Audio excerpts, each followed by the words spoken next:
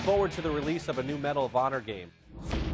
Not only for the great first-person gameplay, but for being able to take part in those epic opening battles, like the Pearl Harbor sequence in Rising Sun. They help set the stage for the rest of the levels and quickly immersed you into the game.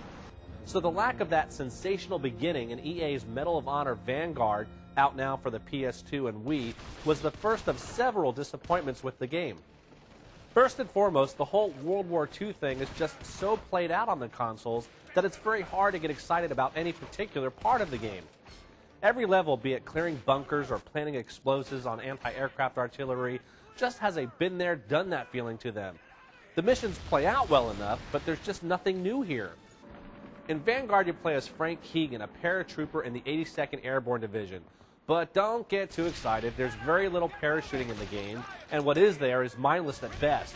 And like just about every other game, the backstory is about the same. You'll be fighting battles in Italy, France, the Netherlands, and Germany, doing what you'd expect to be doing in a World War II first-person shooter, and what you've done before.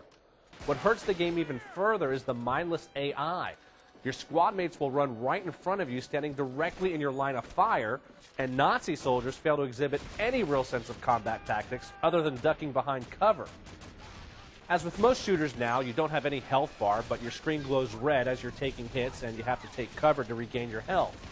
But it was often hard to determine exactly how bad off I was until it was too late. As in all Medal of Honor games, though, control was tight and responsive, so I was usually inflicting more damage than I was taking. Graphically, the game looks like you would expect a PS2 title to look, and it looks a little better on the Wii thanks to its 480p resolution and widescreen support.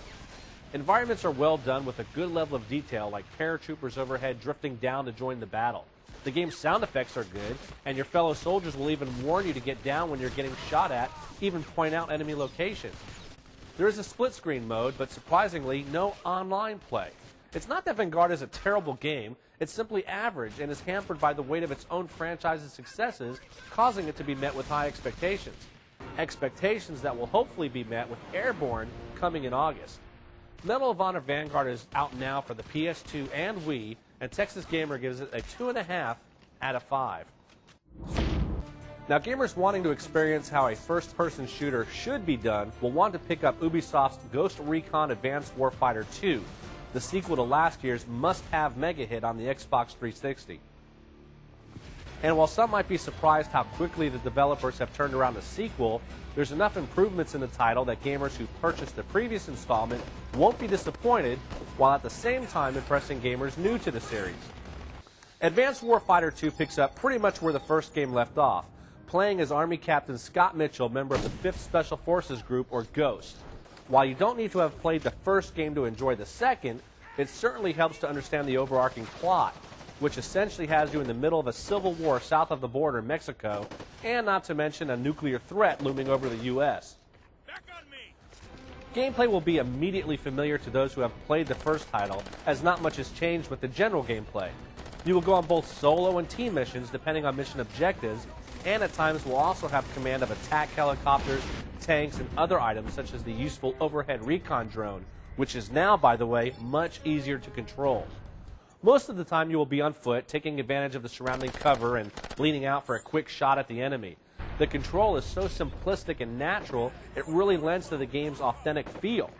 Other missions, for example, will strap you into a Black Hawk helicopter and manning the gun, fending off would-be attackers of a convoy. One nice touch is the ability to see through the eyes of the person or unit you are commanding. Send your fellow ghost to a cover point up ahead and switch to his point of view to scout the area. It's like you're given the ability to be in multiple locations at one time, and it comes in very handy for planning your assault. AI seems to be improved a bit as your squad mates don't have the tendency to position themselves right in front of your line of sight. They generally just seem a little smarter and more aware than before. Now, visuals are absolutely stunning in the game, perhaps even better this time around. Aerial views of war-torn Mexico look amazingly lifelike. Photorealistic would be an understatement. In fact, the only negative thing to point out is that this game's main campaign is very short, but the awesome and abundant multiplayer features on Xbox Live will prolong your playtime. Even the graphics in multiplayer look as sharp and crisp as the single-player missions. Hosts now have several ways to set up scenarios and fine-tune the gameplay, again helping make a unique experience every time. Advanced Warfighter 2 is a worthy sequel to the franchise. we're just going to shave off a point because of the short single-player campaign. The game is out now. It's rated for ages 13 and up, and Texas Gamer gives it a 4 out of 5. For Texas Gamer, I'm Mark Adams.